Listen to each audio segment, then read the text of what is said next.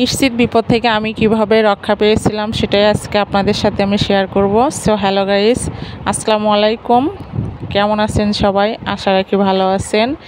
আমিও আল্লাহর রহমতে এবং আপনাদের দোয়ায় আমার পরিবারদেরকে নিয়ে ভালো আছি আলহামদুলিল্লাহ।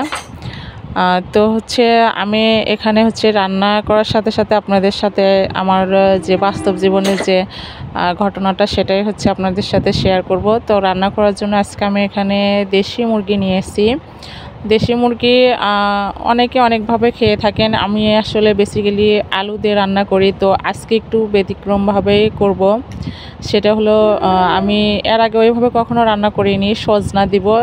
সজনা টমেটো এবং আলু দিয়ে আমি দেশি মুরগিটা রান্না করব। ওই জন্য আমি মুরগির মাংসটা হলুদ মরিচ দিয়ে ম্যারিনেট করে রাখলাম। তারপরে আমি এখানে সজনা কেটে নিচ্ছিলাম। সজনা, আলু, টমেটো এগুলো কেটে গুছিয়ে নিয়েছিলাম।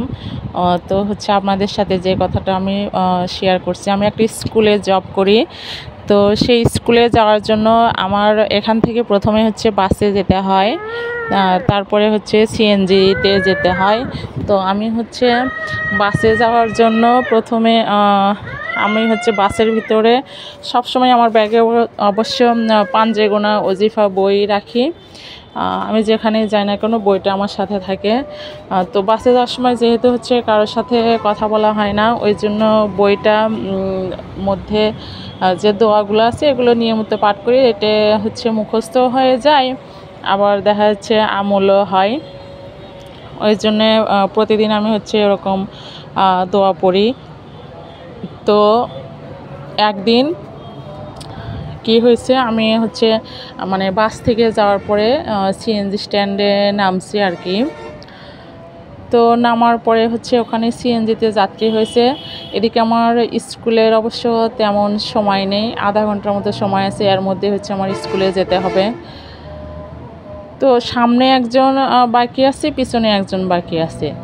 এখন সামনে যদি একটা যদি মেয়ে মানুষ আসে তাহলে সে আমার কাছে বসতে পারবে, আর যদি না আসে তাহলে যে ছেলে মানুষ আছে ওটাই তার পিছনে বসবে এবং আমার কাছে বসবে। তো আমরা আসলে মেয়েরা রাস্তাঘাটে যখন চলাফেরা করি তখন দেখা যাচ্ছে আমাদের পরিস্থিতির শিকার হয়ে আসলে ছেলেদের সাথে সিট শেয়ার করতে হয়। যদি আমরা পছন্দ করি না, কিন্তু আমরা বাধ্য হয়ে সেটা করি।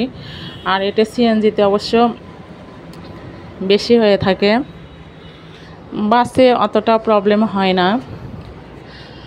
তো আমি যে যাত্রীটা এসেছে, যে ছেলে মানুষটা, উনি আবার খুবই মোটা এবং ওনার চাহনিটাও আমার কাছে মানে কেমন জানি লাগতেছিল। তো ওই মুহূর্তে আমার এই দোয়াটার কথা মনে পড়ে। তখন আমি ওই দোয়াটা বারবার পাঠ করতে থাকি যে আল্লাহ রক্ষা করো, অন্তত এই মানুষটা যেন আমার কাছে আজকে না বসে, একটা মেয়ে যাত্রী যেন আসে, যাতে আমি তার সাথে সিএনজিতে যেতে পারি।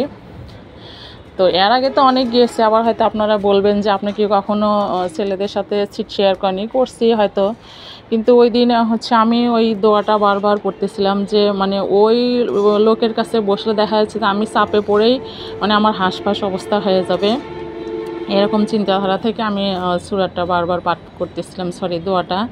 তো দেখা যাচ্ছে 5 মিনিট যেতে না যেতেই একটা মহিলা যাত্রী আসলো। তখন আমি আসলে দেখলাম যে আসলে আল্লাহর কাছে মন থেকে কোনো কিছু চাইলে বা কোনো কিছু দোয়া করলে অবশ্যই পাওয়া যায়, এবং দোয়ার ফলটা কি।